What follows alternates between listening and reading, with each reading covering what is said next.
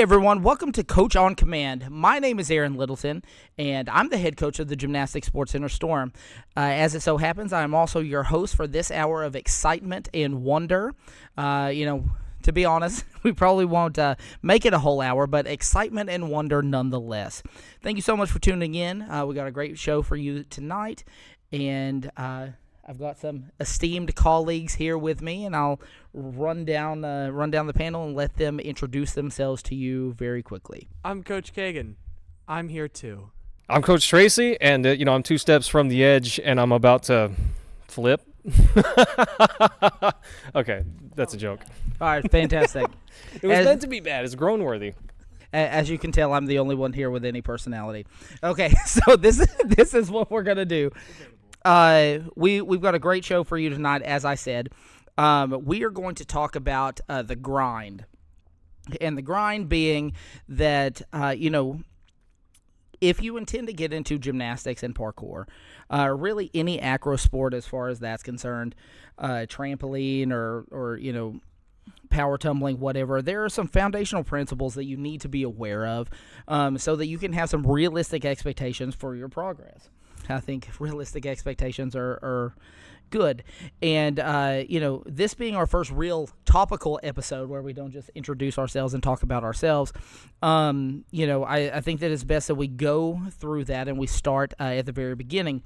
And so how most sports work is when you're learning a mainstream American sport, whether it be baseball, basketball, football, all of that, you tend to have a very brief practice period.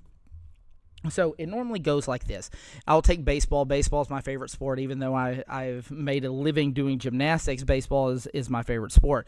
And so generally the way that it works is, hey, Mom wants to sign you up for baseball. So you go to the Boys and Girls Club, wherever they're doing baseball. You get like 3 practices in. You barely learn not to pick the daisies in the outfield, to stop eating the infield dirt, all of that. And then bang, you're right in the middle of a game that matters, that counts. And so with gymnastics, that's not the way that it works at all. There's definitely a much more methodical, approach to being in, what would be considered competition. And so this is how it normally works in gymnastics. So first off, and I hear this story all the time, you're driving your mom crazy. That is how you get in an acro sport. You're flipping all through the house. You're doing cartwheels down the soup aisle at Walmart, whatever. You're driving her crazy. And she's got to find some sort of, outlet for you to have to get rid of this energy. So she enrolls you in some sort of beginner class, whether it be acro, whether it be parkour, whether it be gymnastics, all of those things. You go for a few months, and then eventually, once you've been there a little while, you get good enough to catch somebody's eye who's running the class or whatever. Each gym is different. So then they decide, hey, I want to train you. They put you in some sort of accelerated class, and then even then, it can still be months or even years from that point forward before you make it into a competition setting. In gymnastics, we call it meets, parkour jams, whatever, any sort of acro thing like that. It can be years and years and years, and so it really is a grind from the time that you start. There's not that instant gratification, and it's best to know that in advance that you will be doing the same skill over and over and over, and until you kind of perfect it. And it takes drive and commitment to be in this sport, and I think that that's a good jumping off point for this podcast, is that you've got to be aware of what you're getting into. And so I'll open it up to for some discussion from my colleagues on that point. Yeah, so I can kind of agree with Coach Arron here. I think one thing that I like to tell people is you really have to temper your expectations with the speed of progression. It's never going to be what you expect. Honestly, I found in parkour that even just learning some of the most basic of tricks, learning to land them is different than perfecting them.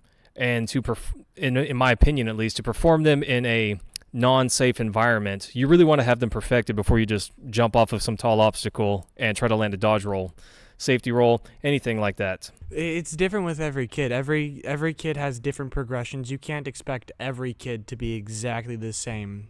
Yeah, there's no one-size-fits-all program for kids. Be great if there was, but all kids would have to be the same. Yeah, that'd be boring. Merry Christmas. But I think that's also part of, what makes this interesting for us as coaches too, is that, every kid makes you a little bit better. You have those kids that are super talented who can rise quickly. I've had those kids in my program before. And, they get here and sometimes it's a year and they're, on team. But for most people, it just is what it is. You got to, show up and put in the work. And it doesn't come as easily, certainly from a baseline level of getting to competition as it does with other sports where, you're just there. So the question that I want to ask you guys and get some input from y'all is that, okay, so it takes forever. You're doing this skill. Both of you have been parkour athletes in the past. And so I was a baseball player. I was a basketball player. And certainly I was in the gym shooting and clanging, shots off into the distance. And, if I wasn't in the gym, I was having to chase the ball down the hill and into the road and all of that kind of stuff. That's the only way that you get better. But I think it's really a much more pronounced aspect of this sport than it is basically any other sport. It's like you've got to do your Kong vault, you've got to do your front tuck, you've got to do your back tuck, you've got to do whatever cartwheel over and over and over until you eventually get it. And so what are some ways that you guys like to cut the monotony of that? It can certainly get... it can certainly be a lot, and you're just like, bro, I'm so sick of working on this skill. I don't ever want to do it again. It's like, okay, so how do y'all cut the monotony and still, make it fun when you're doing the same skill all the time? And you can either speak to that as being a coach or as being an athlete. So I laugh at myself. I make a joke out of it, or else I'm not gonna have fun anymore. If I laugh, I'm gonna be happier. I'm gonna be in the right headspace. However, if I'm not in the right headspace, I know I can't do it anymore. If I'm getting too frustrated, I know my limits. I know when to stop. You just got to know yourself. And even when coaching, you have to know your students, what's too much for them as well. I don't know that this would work so well for gymnastics, but with parkour, I think a change of scenery can really, really help. My friends and I, whenever I was younger, we definitely had a favorite spot around the college campus that we would practice. But after a while, it got old. It became monotonous. We're hitting the same spot, planting our hands in the same space. So we decided, let's go to a park. And we found the change of scenery to be refreshing. There's a park bench at nearly every park. That's why they call it a park bench. But anyways, got him. But anyways, you can use those same tricks in different areas. You can change up your scenery. You can try to teach someone. I actually found that to be one of my greatest motivations for when things became monotonous. You teach yourself the best when you try to train yourself to a point where you can teach someone else a skill. And sometimes that can evolve your way of thinking and remotivate your grind to become better. Yeah, absolutely. I think that's a great point. All of those are great points. And, the thing that I would say is that, you're working with, and for me, it's more on the gymnastic side, and I am not a gymnast. I've never been a gymnast. I do not want to be a gymnast. I interact with this sport mostly on a physics-based level, and I understand how the human body works, and I've worked very hard to, understand the sport, and so it's a little bit different for me. But, every gymnast that you work with is an opportunity, really. And the reason that I say that is because some gymnasts get things really quickly, some do not. And so and so you're doing all sorts of things, and it can be months sometimes if you get gymnasts. It can be years sometimes. You're working on the same skill, and it's like, yeah, you got to find some way, a change of scenery, as I think both of you kind of alluded to in one way or another. I think that it helps, in gymnastics, you're in the gym, you can't really have a change of scenery. But yeah, sometimes I'm like, okay, we're working this bar skill, it's not working. It's not working right now, and so how about we go do some vault and we come back? Or maybe, it's like, okay, we're not understanding this one part of the skill, and maybe we need a drill for that. And so instead of just coming over here and doing the 300 cast handstands today, maybe we go, okay, these are the drills that we're going to do, the progressions, working on, targeting the areas that we really need to work on in the skill. And if that's the case, they need to do those things, then you come up with a progression, and then maybe you go back and it looks a little bit different. But yeah, it's super easy to get frustrated in this skill or in this sport when you've got you're working on the same thing over and over and over again. And so that leads me into the next topic I want to talk about is frustration, emotions, and, so it's a grind, and obviously things don't come easily. Things that are worth having rarely do. And so to get better at this, you're going to have some perseverance. You're going to have some drive, some commitment, some stick-to-itiveness, as they say. And, but even the most driven person can become frustrated, with the skills that they're doing.'re not seeing the progress that they'd like. And at that point, you've got to trust the process, I think, especially if you're some sort of competition athlete and you've got to have this skill. It's like, basically I say to my girls all the time, because they get frustrated. I work with mostly young ladies in this sport, and I would say probably about 5 to 6 year olds on a developmental level to teenagers, and that is the most emotional group of people that exists on this earth. And so I tell them all the time, I'm like, look, a couple things. The first thing, you can only show up and put in the work. Gymnastics works at the speed of gymnastics. You don't have any control over when you do this skill. You only have control over two things: whether you show up and whether you work hard. And while you do those things, you've got to have the right attitude. You've got to have, and there are going to be certain gymnasts who are going to groan when I say this, but you've got to have a growth mindset. That's a very, buzzwordy term. But yeah, you've got to be like, okay, listen, this is what I'm trying to do. If you come in and you're like, I'm going to master this skill today, the first skill, this is the first time that I've ever done this, you're going to be disappointed a lot of times, and especially if you get to high enough levels, it takes time. It takes a long time to do these skills. And so emotions definitely have a role to play in it. And you, as the coach, I found it works best if you are not emotional. If you are not emotional and you kind of level them out a little bit and you're able to talk to them from a place of logic, I think that helps a lot. And I tell them all the time, I'm like, okay, here's the deal. This isn't coming along the way you want it to. And if that's the case, you have no power over that. You only have power to how you react to it. And so you can either come in, if you are working on a skill and it's not working that day or in general, you can come in and you can either look at it, there is a reason why it's not working. Let's attack this reason. Let's figure out what I'm not doing properly to get this thing back on track. And so you can either look at it that way, or you can just get emotional. And if you just get emotional, you'll only be emotional. And so you really got to try to keep them in the headspace of it's, work on the skill, and have a good attitude about it as much as you can. To the not being emotional while doing the skills, it's hard for everybody involved. When you're doing the skill, when you're teaching the skill, some things to some people are very simple.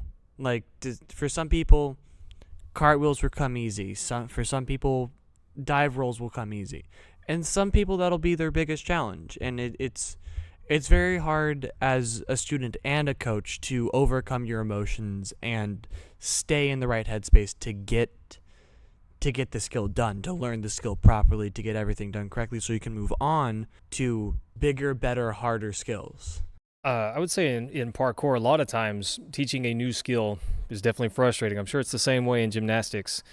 A lot of times what I would tell someone, one, if I can keep them logical instead of emotional, then we can keep working on the skill. But if they're getting frustrated to a point where we're not making progress, even if they keep throwing themselves at whatever problem we're facing, I tend to want to take them back to a more simpler level. Instead of working the skill, Let's do some conditioning. Let's just work on our overall ability to perform the skill before we ever even set foot on the competition floor.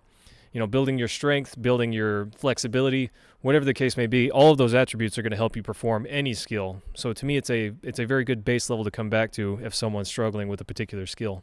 And I think that's a really good point because, in gymnastics, it's like if you're not strong, you're not doing anything. This is all hard. You're out here doing a cartwheel, and sure, maybe you could do a not technically correct cartwheel, but if you're going to do, you're going to hope to advance further than that, conditioning is a huge part of it.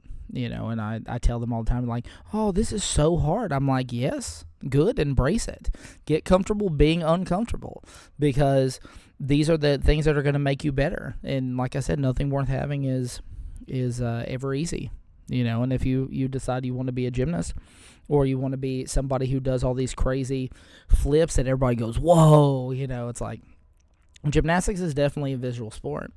And you see that whenever something happens, it's like we've got girls in here tumbling all the time, and whenever lower level kids come in and they're just like, whoa, that's the greatest thing I ever saw in my life, and so you got to find a way to keep them motivated. And I find also that letting them see what's ahead really helps motivate them, get them in a higher level with a higher level student, let them kind of coach them in a very controlled setting. All of those things are great ideas to kind of help them get through their emotions and kind of work their way into a more mature mindset when it comes to doing these skills. All right, so we are going to add a new segment here for the podcast, and I do realize that this is technically episode number 1, but we didn't do this the first time because obviously we're just introducing ourselves and letting you get to know us.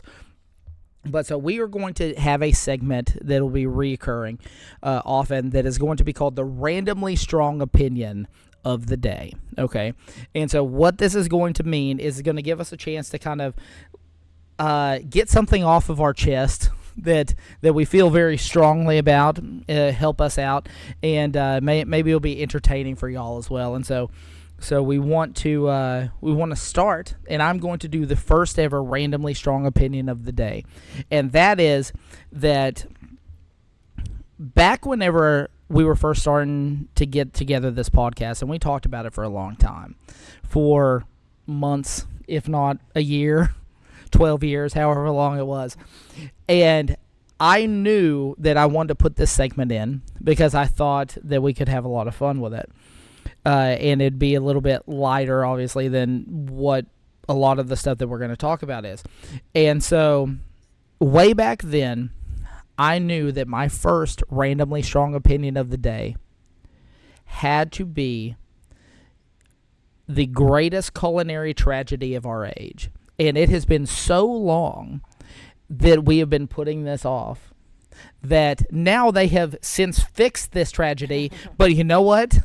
I dreamed of it for so long, and so we're doing it anyway. And the greatest culinary tragedy of our age is sour Skittles replacing lime with sour apple. Are you kidding me? Nobody cares about your opinion. No, this is my... No. Here's the thing. I like apples. Actual apples. I even like actual sour apples. Artificial apple is the worst flavor anybody has ever invented. It's right next to Robitussin. It is terrible. Terrible, I tell you. And so now they have now since fixed it, and lime is mostly back, and that is good because I was going to let them know it's terrible. No, lime is the best flavor in sour Skittles. Why would you take that out and put the worst flavor imaginable in its place? I considering the virtual whirlwind on the internet that it took every time Skittles would post on Facebook about Apple, and then there'd be like 3,000 comments about people like, why are you doing this to us? Bring back lime. I think that all those people would disagree with you. So there it is. It has since been rectified. Lime is back. Go get yourself the biggest bag of sour Skittles that they have. Enjoy lime because it is fantastic. I now very suddenly have 2. Aaron is wrong. It is now a part of his official title, The Wrong Incorrect Opinion. So I recently tried Brahms sauce. Oh, yeah. I realized that Brahms sauce and cane sauce are very similar. Mm-hmm. And then so I looked into it, and they are basically the same thing, just Brahms sauce has a little bit extra pepper, and it's spicier, and it's better. It is point blank simply better, and nobody can change my mind on this. I will die on this hill. So we're going to let Kaegan die on that hill. When people are driving and they're driving straight, they're also intending to drive straight, but they have their turn signal on, and they are either unaware or they just don't care that they've turned it on way too early. That drives me insane. I cannot stand driving behind someone or beside someone without knowing what their intention are. Are they trying to merge into me? I don't know what's going on. Are they going to take an exit? Are they turning? I don't ever know what's going on, and I hate that. I can't stand it. Did you just say that it drives you insane? You caught the pun, did you? If that pun made you groan, then you're welcome. I didn't even say thank you, but you go with that, bud. You got this. Nailed it. All right. See, look, I told you this was going to be the best part of the best part of the show. Although they are all fantastic parts of the show. It's a perfect show. So that'll about do it for us. We thank you very much for hanging out. We will definitely try to do better next time. If you hang in there with us. Please stay tuned for your local farm report with Franklin O. McDonald. And have a flippin' good day. You stole it. You gotta You stalled. Well, you didn't hand me the microphone. I'm going to zoom in on your face going, while I say it. Have a flipping great day. And don't forget to set. Take care.